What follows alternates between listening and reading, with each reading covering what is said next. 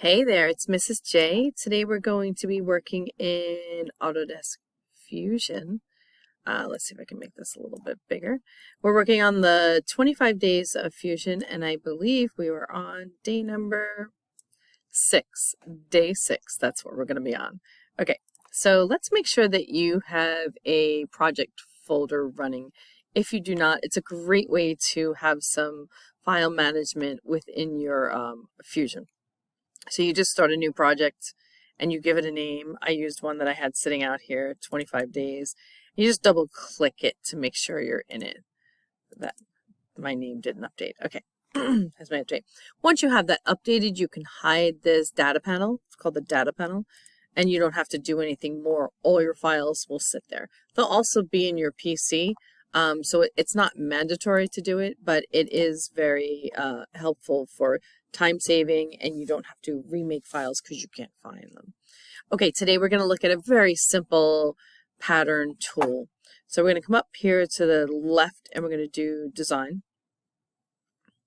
And I'm sorry, not design, right next to it. We're in design. Make sure you're in design.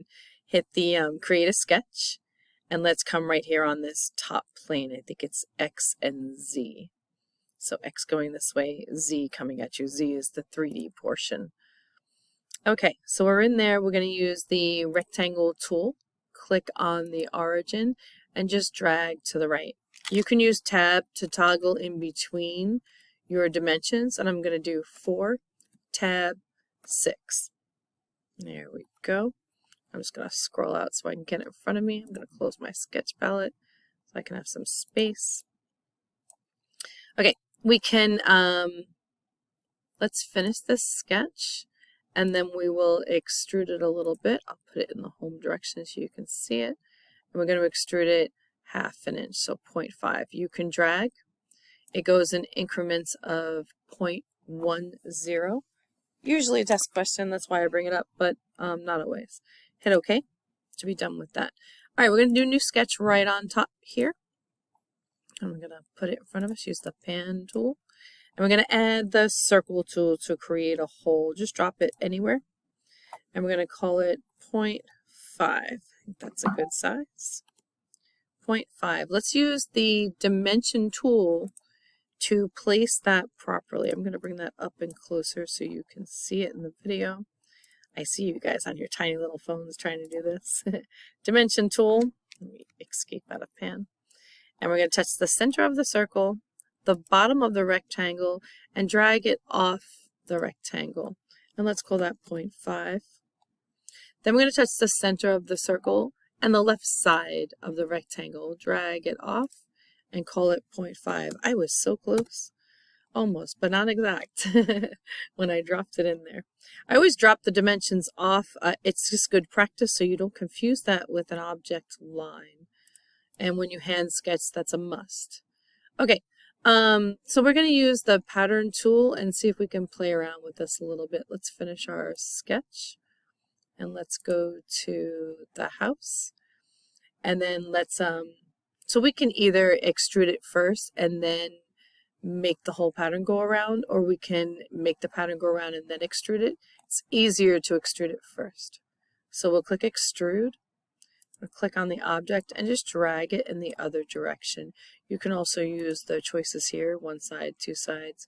We want to make sure we're in cut.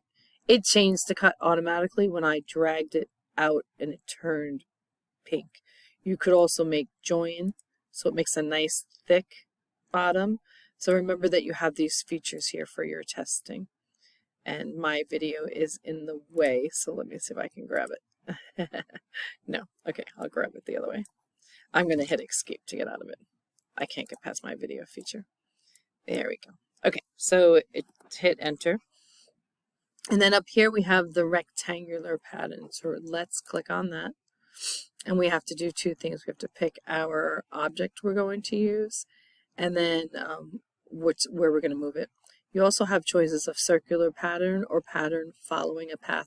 That's really cool if you're making something fun, right? Okay, so it says bodies. It defaults to see when I hover over my circle, it will not accept it. So I've got to look for features. Feature means that I have made a circle and I've extruded it. That's a feature. So I'm going to left click that. Make sure you're careful to learn that difference before your certification test. A body is the full thing and a feature is something on it. Okay, so I've got that selected. Now I want to select where I'm going to move it to. So a little different than Inventor, we're going to do select. And we're going to choose, it brings up your your work planes, but we're just going to choose two axes to go around. We're going to choose this side.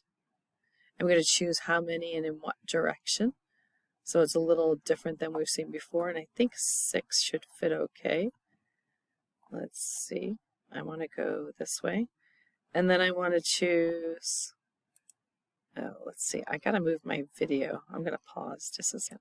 Okay, I was able to drag the window over and that worked. So I picked my axis here and I want to do 6, right? You can drag it out to see how far it wants to go, or you can type in the amount that you want it to go. So that is pretty neat to do. Then you're going to pick your second axis, which I already picked on the side here. It's defaulting there. And then how many you want, and I think 3 would be good. So we can drag it. And that's pretty neat, huh, to watch. So you can tell it very specifically, like they'll probably give you on your test, or you can drag it to see what works for you. And that's pretty much it. You can add color to this if you want, but save that as day 6 in your folder. So you have a nice folder going, and you know where to find it. Thanks for watching.